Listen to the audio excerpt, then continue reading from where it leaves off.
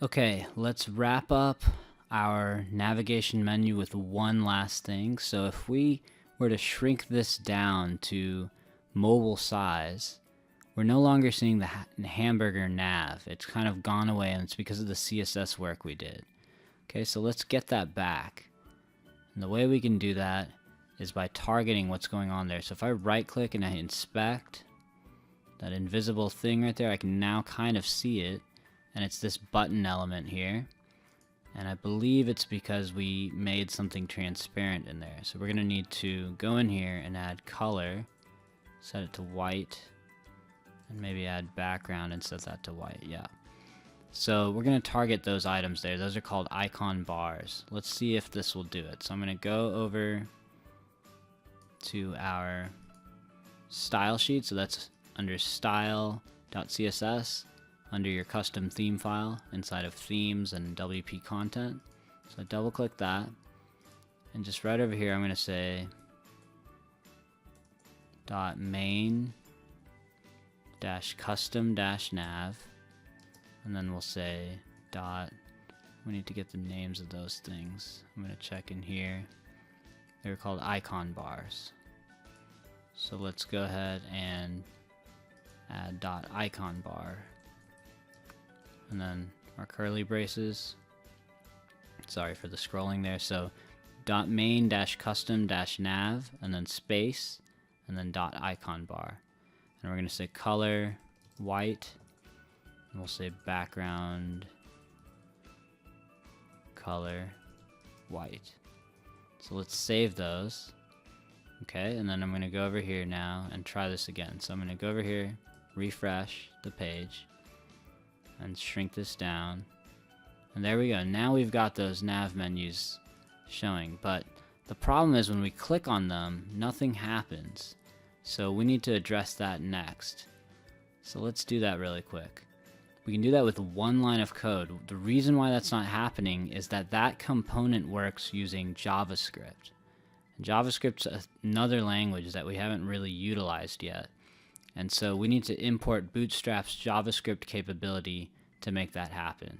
And it creates those drop-down type graphics and kind of slide down graphics and things like that. So we can do that really easily with one line of code. We're going to add it right here above our style enqueuing. So right up here we're going to say WP underscore enqueue underscore scripts. And then in parentheses, we'll say bootstrap -js. We'll just name it that, and then comma. And then we need to get the URL. So the way we can do it is just like we did with this. We can find the CDN link. So if we go to Google and search bootstrap CDN, and you'll see that first one is by Max CDN. So I'll click that. And this is what I want right here. I'm going to grab this. I'm just going to grab it from the forward slashes, not the colon and not the HTTPS. So I'm just going to copy that chunk right there, and make sure you're copying the exact same version 3.3.6. You can change yours manually. I'm going to go over here. I'm going to drop it into those quotes. And then there's one other catch. I know I'm throwing a lot at you, but the thing is, in order for this Bootstrap to work, we have to import another library called jQuery. And luckily, WordPress already has jQuery stored inside of its files over here.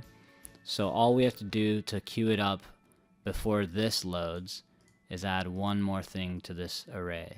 And we'll just do this, or sorry, to these parameters. We do comma, and then we say array, and in parentheses, we'll say jQuery. Just like that. And then use a semicolon. Again, so how did I know to do that? If you read the documents and you kind of look this up, you'll see. And so the other thing I want to point out is I'm doing all this and I'm showing you all these things because these are some of the main kind of components of composing a theme. That's my objective here, is to show you all of the main functions you're going to run into time and time again, and show you the same patterns of coding that create WordPress themes. So if I save that now, and I go over here, and I refresh the page, we have an error.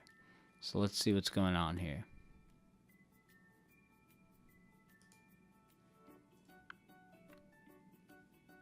And I've got an S right here. I want to get rid of that, so it just says script. So save that. Let's try this again. So go over here and refresh.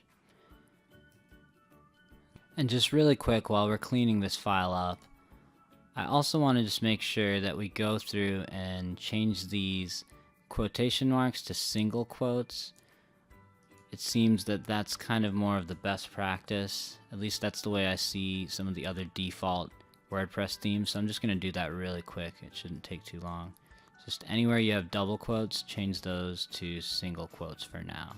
There's a difference between single quotes and double quotes in PHP and in a lot of programming languages, and you can kind of read about them or take our courses on PHP. But for now, we're just going to do this to kind of clean it up and follow the defaults.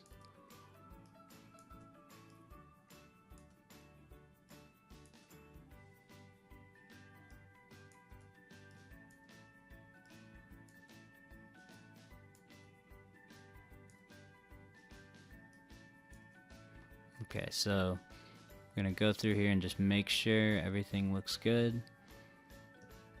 And save it. So let's save our file and then go over here to our website, refresh, make sure everything's working. And let's see if this navigation menu works now. Okay, so this is the mobile size, and there we go, perfect. Now we can see what it looks like. This is what it would look like on a mobile phone or kind of an iPhone size. This is more of like an iPad size right here. So it's working great. So we're getting that animation because we loaded in that one line of code right there. We're basically pulling in the bootstrap JavaScript with this chunk of code. And we're also saying right here, hey, we want to pull in the jQuery library. That's just another JavaScript library. We want to pull that in first and then load the Bootstrap library because Bootstrap is dependent on jQuery.